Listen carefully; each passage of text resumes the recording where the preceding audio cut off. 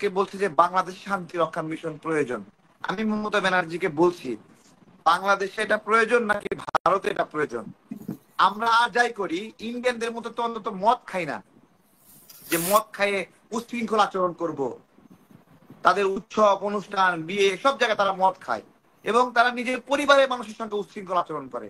তাহলে পার্শ্ববর্তী দেশের প্রতি ওরা কেমন উচ্ছৃঙ্খল আচরণ করবে? আমি মনে করি যে মমতা ব্যানার্জি আপনার হলো বাংলা মদ খাইয়া এই ধরনের উল্টাপাল্টা বক্তব্য দেওয়া শুরু করেছে। দীর্ঘমেয়াদে এদেরকে ভারত এদেরকে পৃষ্ঠপোষকতা করেছে, এদেরকে খাওয়াইছে, টাকা দিছে, লালন পালন করছে, বিপদে আপদে ভারতের পাশে ছিল। তাই ভারতের বিপক্ষে কিছু গেলে এদের উত্তেজনা শুরু হয়ে যায়, এরা কাঁপাকাঁপি শুরু হয়ে যায়। এবং এরা চায় না জনগণ গালি দেয়, সেই গালিকে এরা গালি হচ্ছে না। অসংখ্য মানুষ এদেরকে সাইবার সাইবার বুলিং করতেছে, সাইবার হ্যারাসমেন্ট করতেছে ভারতের দালালি করার জন্য। তারপরে এরা এটা গোনা ধরতেছে না যে না, তারা ভারতের দালালি করতে আজ্ঞাবহ, প্রতিজ্ঞাবদ্ধ এবং কমিটেড। মানুষ গালি দিচ্ছে, তারপরে এরা ভারতের দালালি করছে। এটাই একটা ভয়ঙ্কর একটা বিষয়। আমাদের এই গণ অভ্যুত্থানের পরে ভারত তার বিভিন্ন উইংসকে ব্যবহার করে যে সরকার আসছে সেই সরকারকে পরিচালনা করা, নিয়ন্ত্রণ করার চেষ্টা করেছে। কিন্তু ভারতের আগ্রাসন বিরোধী ছাত্র জনতা এই প্ল্যানগুলো ধরে ফেলেছে এবং একের পরে এক তাদের উইংস গুলোকে দুর্বল করে দিচ্ছে। এই দুর্বল করার মধ্যে প্রথম শ্রেণীতে রয়েছে ভারতের দালাল পত্রিকা এবং মিডিয়া, ডেইলি স্টার এবং প্রথম আলো। তারা বিগত যে কোনো সময়ের চেয়ে দুর্বল হয়েছে। প্রথম আলো এবং ডেইলি স্টার নিয়ে, ডেইলি স্টার যদি কোনো নেতার নিউজ করে, এই মুহূর্তে সেই নেতা যদি সেই নিউজ শেয়ার দেয় তার টাইমলাইনে ফেসবুকে, তাহলে সে নাগরিকদের দ্বারা একটা জাজমেন্ট এবং ট্রায়ালের শিকার হচ্ছে যে সে ভারতের দালাল, তাই ভারতের দালাল পত্রিকার নিউজ সে শেয়ার করেছে।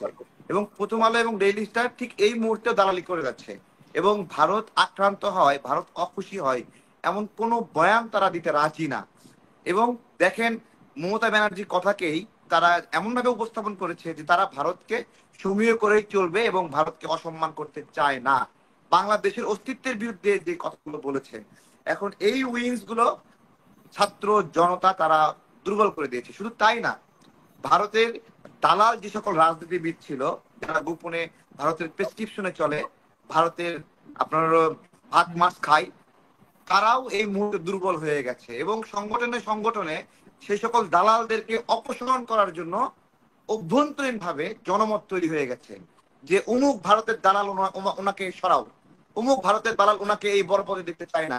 এইরকম একটা সিচুয়েশনে ভারত পড়েছে। শুধু তাই না, সরকারের মধ্যে যারা সম্ভাব্য ভারতের দালাল আছে তাদেরকেও জনগণ চিনে ফেলেছে এবং তাদেরকে অপসারণের জন্য চেষ্টা করছে। এই যে চতুর্মুখী একটা চাপ ভারত নিতে পারছে না, এই নিতে না পেরে তারা ছটফট আচরণ করছে, তাদের আচরণ এগুলো ফুটে উঠছে। এবং মমতা ব্যানার্জি আজকে বলছে যে বাংলাদেশে শান্তি রক্ষা মিশন প্রয়োজন। আমি মমতা ব্যানার্জিকে বলছি, বাংলাদেশে এটা প্রয়োজন নাকি ভারতে এটা প্রয়োজন? আমরা আর যাই করি, ইন্ডিয়ানদের মতো তো অন্তত মদ খাই না, যে মদ খাইয়ে উচ্ছৃঙ্খল আচরণ করব।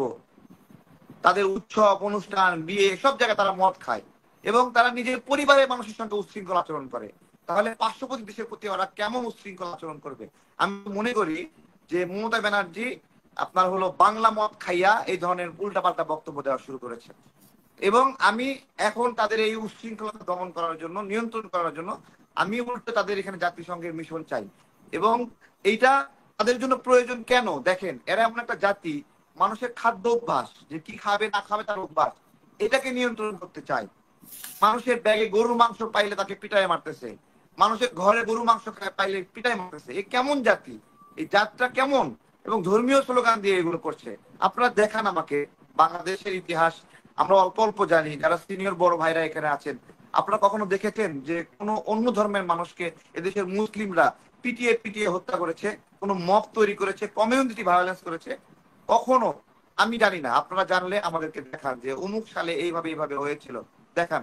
কিন্তু আমরা মুসলিমরা এটা শিকার হয়েছি। এই যে ফরিদপুরে দুইজন মুসলিম সন্তানকে পিটায় পিটায় মেরে ফেললো, তারা পূজার আগুন নিভাতে যাচ্ছে, আগুন লাগছে নিভাতে যাচ্ছে, তাকে মেরেই ফেললো। ঠিক আছে, এখন আমাকে প্রমাণ দিতে হচ্ছে আমি অসাম্প্রদায়িক, বিচার না চেয়ে আমি বিচার চাইবো না, এটাই অসাম্প্রদায়িকতা। হ্যাঁ, চট্টগ্রামে মেরে ফেলেছে, আমরা বিচার চাইবো না, এটাই অসাম্প্রদায়িকতা, যে বিচার চাওয়া যাবে না।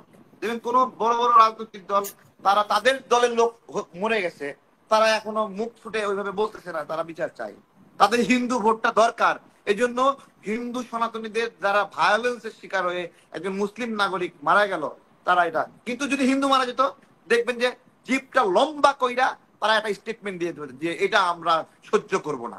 ঠিক আছে, যেমন ভারতের এই যে দালাল পত্রিকা প্রথম আলো ডেইলির সামনে গিয়ে প্রতিবাদ করেছে কিছু মানুষ। তারা কেন প্রতিবাদ করছে? যে আমার নামাজ পড়াকে তারা জঙ্গির আলামত হিসেবে তুলে ধরছে, আমার ভালো আচরণ আমি জঙ্গি হয়ে যাচ্ছে কিনা তারা সন্দেহ করছে। চিন্তা করতে পারেন, বলছে যে উৎকৃষ্ট কিন্তু প্রাণী এটা তো গরু শুধু কি খায় যেই প্রথম আলো জন। ডেইলি স্টার, অন্যান্য মিডিয়া কি নাই? না না, মানে এটা ভারতের এটা দালাল না? বিষয় আছে, এটা এটা কেন আপনারা জানেন?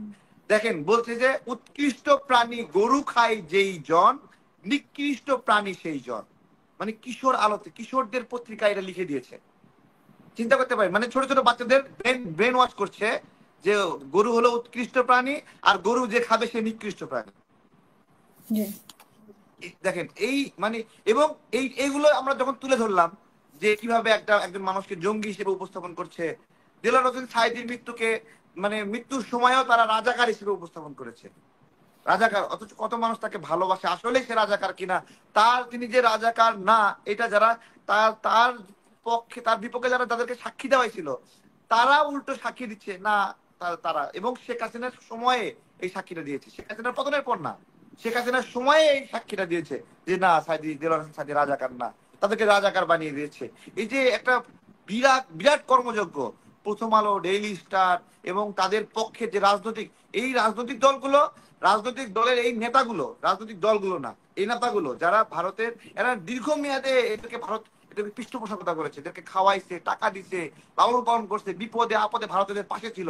তাই ভারতের বিপক্ষে কিছু গেলে এদের উত্তেজনা শুরু হয়ে যায়, এরা কাঁপাকাঁপি শুরু হয়ে যায়, এবং এরা চায় না জনগণ গালি দেয়, সেই গালিকে এরা গালি হচ্ছে না, অসংখ্য মানুষ এদেরকে সাইবার সাইবার বুলিং করতেছে, সাইবার হ্যারাসমেন্ট করতেছে ভারতের দালালি করার জন্য। তারপরে এরা এটা গোনা ধরতেছে না যে না, তারা ভারতের দালালি করতে আজ্ঞাবহ, প্রতিজ্ঞাবদ্ধ এবং কমিটেড। মানুষ গালি দিচ্ছে, তারপরে এরা ভারতের দালালি করছে। এটাই একটা ভয়ঙ্কর একটা বিষয়।